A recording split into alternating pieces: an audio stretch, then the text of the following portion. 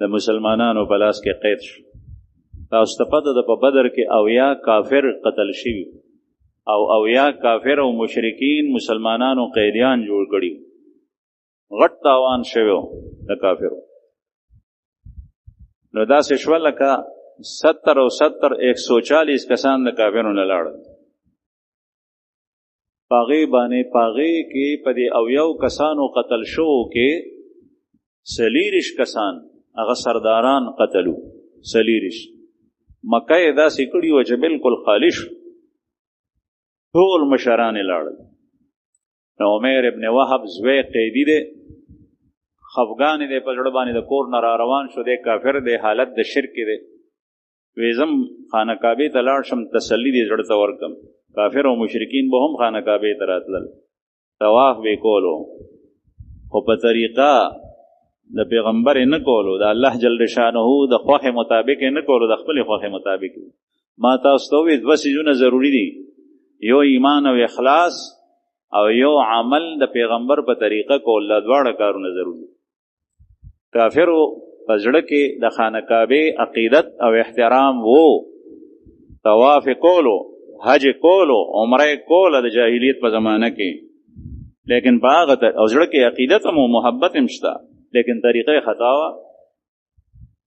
نو دی رالو خانه کعبې ته، ویزم طواف وکم، اول ته چې کوم بوتان و هغې باندې لاس ماس راکاږم، بوتان و خانه کعبه چې رالو. نو یو بل مشرک چې دغه وخت کې هغه د مکې سردار و، مشران چې کله لاړل نو د کشرانو ته کار حواله شو. نو صفوان ابن امیه هغه هم ناست دی، هغه سوچونو کې پروت دی چې دی ولید ونده دی وایي چې عمیر دی خوا راشه، یو بل سره خبرې وکړو، زړه سپک چې کېناستل.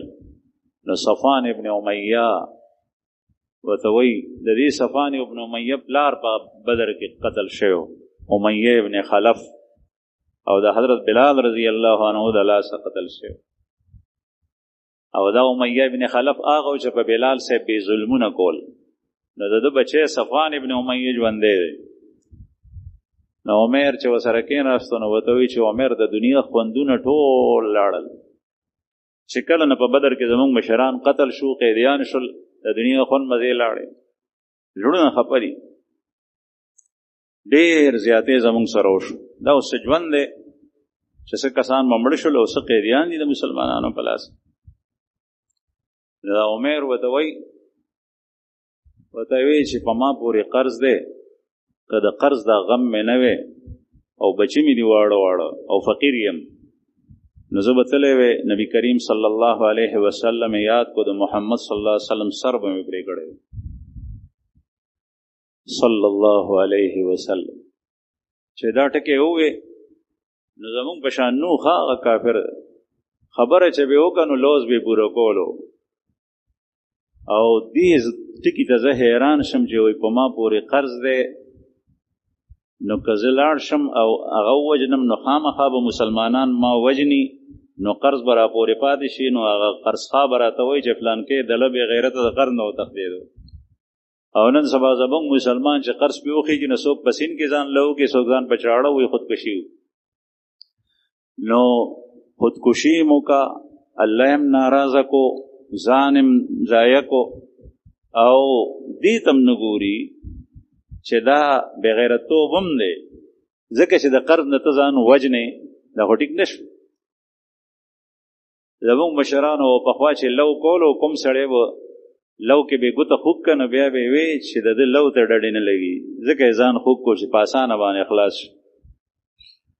نو ده خو ځان چې کوم دی نو هغه قتل کو د دې وجې نه چې قرض رانه څوک نه غواړي، دا مسلمان دی او هغه کافر و، او هغه ته وایي چې د قرض دا ير را سره نوی قرض دی را پورې، زه به تللی ځکه چې مرګ پکې شته یقیني دی، ما به صاحب مسلمانان نه پرېږدي. بیا صفوان ابن امیه ورته وایي چې قرض دی زما په ځای قرض دی ټول زه ورکوم، چې ووایه حساب کو څومره څومره دی، او بچي چې دي نو ستا بچي زما د بچو په شان دي، او ما ته خدای پاک مال را کړی دی ډېر، زه به خپلو بچو باندې خورم، په هغې به م خورم چې غم ونه کړي.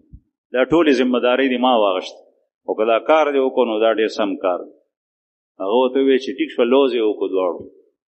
دی لاړو کور ته، توره یې وه، هغې تورې ته یې د زهر اوبه ورکړي، پخوا بلوار چې رو لور به دې په تېرولو بلوار باندې بیا به تا ورته وی چې اوبه ورکړه نو اوبه به یې ورکولې. نو هغه زمانه کې به چې به جنګ کولو په نیزه په برچا په توره په غشي بیا به یې هغې ته د زهر اوبه ورکړي. د هغې فایده به دا وه چې دشمن به کله ولګېدو نو چې معمولي غونې خراش او زخم به پرې رالو نو بیا به د زهرو نه هغه مړ کېدو. دا فایده به وه معمولي چې به ولګي. نو ده په زهرو کې خپله توره تېره کړه او روان شو مدینې منورې.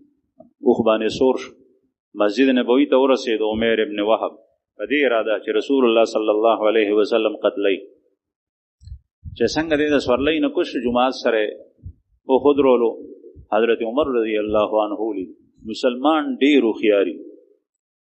نن سبا زموږ حالت داسې دی چې دشمن هر څه وکړي خلق قتل شو مړه شو د هغې نه پس چې کوم دی نو راشي ګیر چاپېر ودرېږي چې هله دا هغه د سردار جی کیسه ده کہ وہ کام ہو جانے کے بعد سوچتا ہے حالانکہ کام سے پہلے سوچنا چاہیے.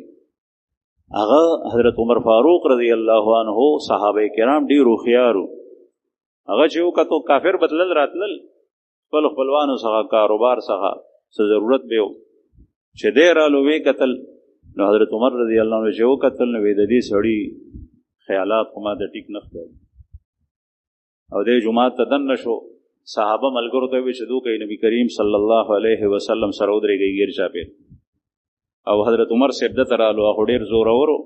دی د کپړو نه ګریوان نه ونیو د تورې هغه پټۍ چې وه دا توره به ځوړنده وه پټۍ به ورسره نو هغې ورته د مرۍ ته واچوله او هغه هغې نه یې ونیو او لکه د سخي را روان کړی دی. ورته وایي چې په کومه اراده راغلی؟ نبي کریم صلی الله علیه وسلم ته یې راوستو چې یا رسول الله دا عمیر ابن وهب دا الله دشمن دی توره ورسره ده دی راغلی. نبی کریم صلی الله علیه وسلم ورته وفرمایل چې عمر پرېږده پرېږ.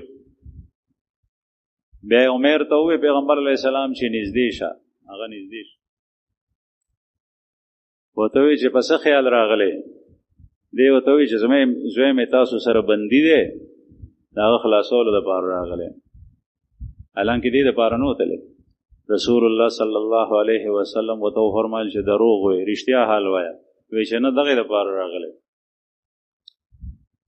پیغمبر علیه السلام ورته وفرمایل اولې سلام چې واچولو کتابونه لیکلي دي نو د سلام واچولو عم صباحا عم صباحا. دا عم صباحا د عربی لفظ دی. په هغه زمانه کې د جاهلیت په زمانه کې دا سلام ستا سحر دی خوي. پیغمبر علیه السلام ورته وفرمایل چې دا زمونږ سلام نه دی. زما رب چې کوم سلام مونږ ته ښولی دی مسلمان سلام د جنتیانو سلام د فرښتو سلام د آدم علیه السلام هغه دا دی السلام علیکم. نو هغه ورته وایي عمر چې زمونږ د خلکو همدغه سلام. دې نه معلومه شوه چې سلام هم هغه اچوه چې کوم ستا پیغمبر اچولی. ګډ مارننګ ګډ نایټ ګډ آفټرنون. نن سبا په هر یو کار کې مسلمان د انګریز پیښې او د هغه نقل شروع کړي. خبرې چې کوي نو انګلیش په کور کې انګلیش.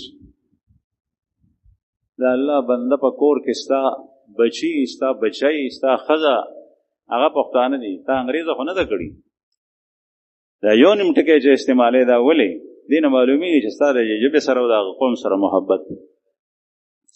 رسول الله صلی الله علیه وسلم صحابو ته دا تعلیم ورکړی او د مشرک ته دغه وخت کې وایي چې زمونږ سلام دا نه دی زمونږ سلام السلام علیکم دی. بیا ورته وایي چې په کومه اراده راغلی وی زوی خلاصوم. وی چې نه وی رښتیا ووایه. وی نه دغه اراده نه ده. وی ته چې د صفوان ابن امیه سره په حتیم کې ناست وی او تاسو چې په خپله کې خبرې کولې او تا ووایي چې د هغه سر راړم او هغه خو ما باندې قرض دی او زما بچي دی او هغه راته ووایي چې د ټولې ذمهدارۍ دا اخلم نو هغه څه د یو شیبه سر ټیټ نیولی و بیا سر اوچت کو.